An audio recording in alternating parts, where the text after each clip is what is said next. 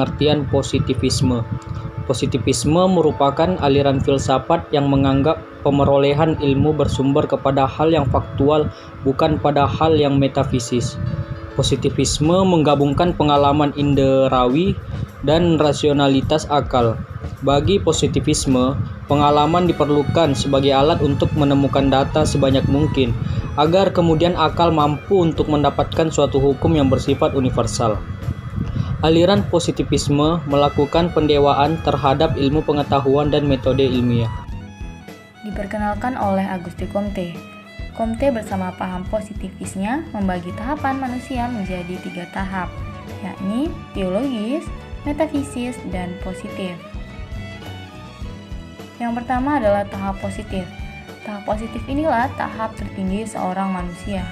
Yang kedua adalah tahap teologis, ialah tahap di mana manusia mulai meyakini adanya kekuatan dari kodrati di dunia ini. Tahapan ini disebut sebagai tahapan paling gelap dalam kehidupan manusia. Yang ketiga adalah tahapan metafisis, yang merupakan peralihan dari peradaban manusia yang mulai mencoba memahami sesuatu di belakang fakta di dunia ini merupakan peran dari kekuatan supranatural. Dari entitas metafisik atau substansi, roh, esensi, dan ide. Kemudian tahapan tertinggi dalam kehidupan manusia adalah tahapan positif, yakni tahap manusia berpikir secara realita. Dalam tahapan ini berpikir real, faktual, dan pengetahuan. Kemunculan dan konsep ajaran positivisme. Positivisme dipopulerkan oleh Auguste Comte. Comte lahir di Montpellier pada tahun 1978 dari keluarga pegawai negeri yang menganut agama Katolik. Comte merupakan ilmuwan Perancis yang memiliki latar belakang kesarjanaan matematika dan fisika. Ia merupakan mahasiswa dan kolega Saint-Simon selama beberapa tahun. Selain itu, pemikiran positivisme Comte ini juga banyak dipengaruhi olehnya.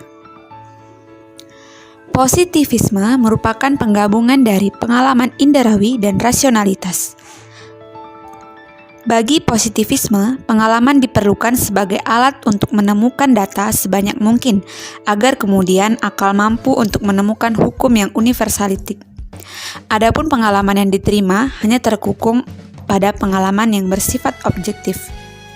Berdasarkan pemahaman positivistik, maka pengetahuan kita itu terpusat kepada fakta-fakta dan hubungan antara fakta-fakta tersebut.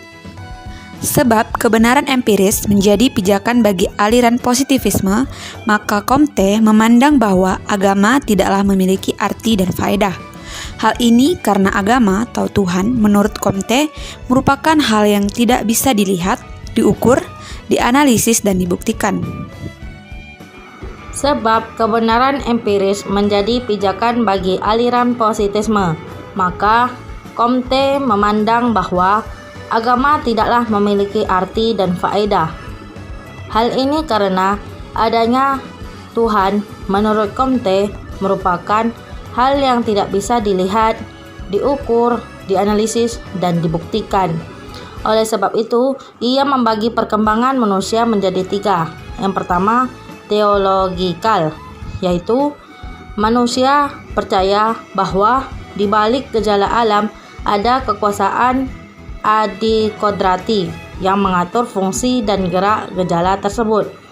Yang kedua, metafisikal, yaitu tahap peralihan yang mulai melihat realitas alam sebagai sebuah keterpaduan yang diatur oleh kekuatan abstrak. Yang ketiga, positivis, yaitu suatu tahapan tertinggi dari berkehidupan manusia, di mana manusia mengobservasi dengan indranya, kemudian melakukan rasionalisasi dengan akalnya untuk memutuskan relasi persamaan dan urutan yang terdapat antara fakta. Perkembangan aliran filsafat positisme. Positisme logis membatasi pemikiran manusia kepada suatu yang mampu dibuktikan dengan pengamatan atau analisis definisi dan relasi antara istilah-istilah. Pengetahuan ilmiah dalam positivisme logis berkenaan dengan 3 komponen, yakni bahasa teoritis, bahasa observasional, dan kaidah korespondensi yang mengaitkan keduanya. Bahasa observasional menyatakan informasi faktual, sementara bahasa teoritis tidak memiliki arti faktual hingga menyatakan ini dialih bahasakan ke dalam bahasa observasi dengan mengikuti kaidah korespondensi. Proses ini nantinya menentukan isi konsep dan pernyataan ilmiah yang diverifikasi secara empiris. Dengan demikian, pengetahuan ilmiah dapat diorganisasikan kembali di dalam satu sistem, yang kemudian sistem ini disebut dengan kesatuan ilmu. Jadi, secara prinsip, positivisme logis sama dengan positivisme yang digalakkan oleh Comte, yakni sama-sama menitik beratkan kepada hal positif. Oleh karena itu, positivisme juga mutlak menolak kebenaran metafis. Positivisme juga menganggap bahwa metodologi ilmiah yang dapat diverifikasi adalah sumber pengetahuan satu-satunya yang mampu memberikan keabsahan sebuah pengetahuan. Namun yang berbeda, dalam positivisme logis meyakini bahwa ada hubungan antara analisis keabsahan dengan Kalangan positivisme logis biasanya dikenal dengan lingkaran Wiener Austria. Kalangan Wiener mengungkapkan bahwa teori-teori baru dalam ilmu pengetahuan alam ditetapkan melalui verifikasi. Kelompok ini terdiri dari mereka yang menyibukkan diri dengan ilmu-ilmu alam dan matematika, tetapi juga tertarik mendalami filsafat. Di antara tokohnya ialah Neurath, Schlick, Frank, dan lain-lain. Sebagai bentuk positivistik, aliran positivisme logis memiliki konsep epistemologis yang sama. Aliran ini hadir dengan tujuan untuk membersihkan filsafat dari semua sebab keruwetan. Contohnya adalah ketika ada seorang menyatakan bahwa bola di dalam kardus itu berbentuk bulat, kemudian orang lain mengatakan bahwa bola di dalam kardus itu berbentuk segitiga, maka kebenaran yang dari ungkapan tersebut dapat diverifikasi benar atau salahnya dengan melakukan verifikasi dengan melihat langsung bentuk bola tersebut. Karakteristik ilmu pengetahuan dalam perspektif positivisme. Karakteristik ilmu pengetahuan dalam perspektif positivisme yang sejak awal abad ke-20 hingga saat ini telah mendominasi wacana ilmu pengetahuan dan telah menetapkan kriteria tersebut. Sebuah ilmu pengetahuan dapat dikatakan sebagai ilmu pengetahuan yang benar mengikuti kaidah ilmiah. Adapun untuk memenuhi kriteria tersebut, maka sebuah ilmu harus memiliki pandangan dunia positivistik sebagai berikut.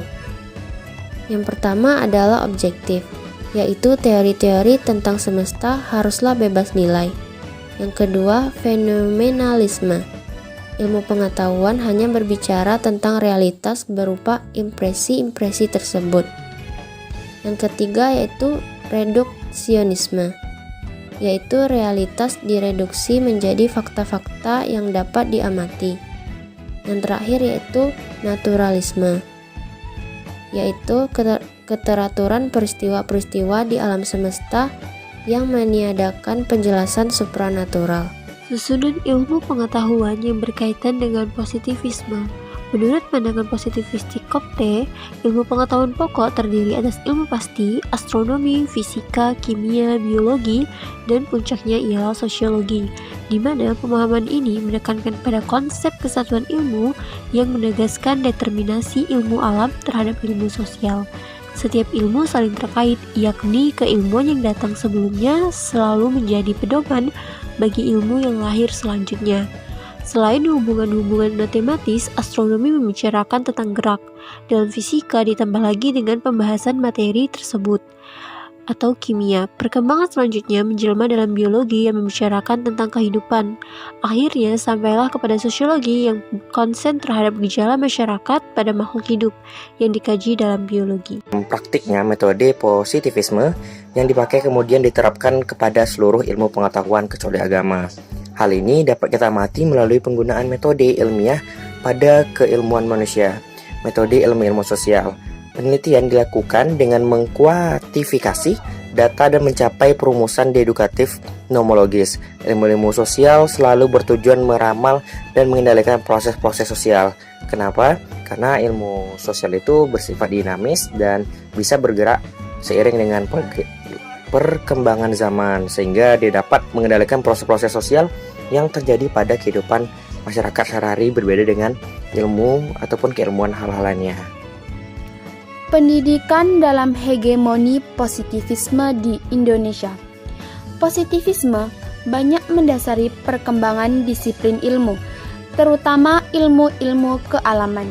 Dengan demikian, pengembangan kurikulum berbasis ilmu lebih banyak didasari oleh pemikiran-pemikiran positivisme. Filsafat analistik dan atomisme logis banyak mendasari perkembangan teknologi pendidikan atau sebagai salah satu bidang dan sekaligus aliran pendidikan yang akhir-akhir ini berkembang sangat pesat. Misalnya kurikulum berbasis kompetensi. Kurikulum ini merupakan model kurikulum dalam konsep teknologi pendidikan secara jelas banyak mengacu pada pemikiran-pemikiran positivistik ini. Misalnya, pada ranah evaluasi, kurikulum ini sangat bertolak pada aspek angka-angka, sehingga menilai kemampuan siswa dengan angka-angka. Dewasa ini, kurikulum pendidikan di Indonesia bergeser paradigmanya. Kurikulum baru disusun dengan menggabungkan asas positivisme dan dibalutkan dengan etika pada aspek evaluasinya. Tentu saja pengaruh positivisme masih mengukung pendidikan kita. Perkembangan ilmu-ilmu di Indonesia banyak dipengaruhi oleh perkembangan ilmu-ilmu barat.